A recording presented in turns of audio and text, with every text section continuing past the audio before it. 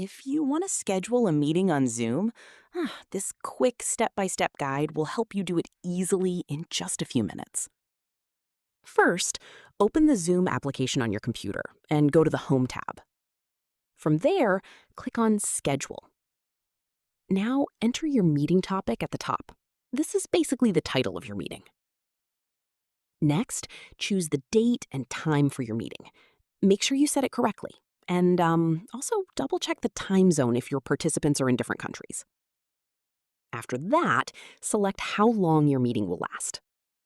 Most settings can stay default, unless you want to change something specific. If you need extra security, you can set a meeting passcode so only invited people can join. Once everything looks good, click Save.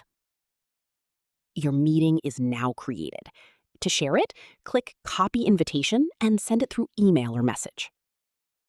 Later, you can find it in the Meetings tab, and when it's time, just click Start to begin. And yeah, that's how you can easily schedule a meeting on Zoom in just a few steps.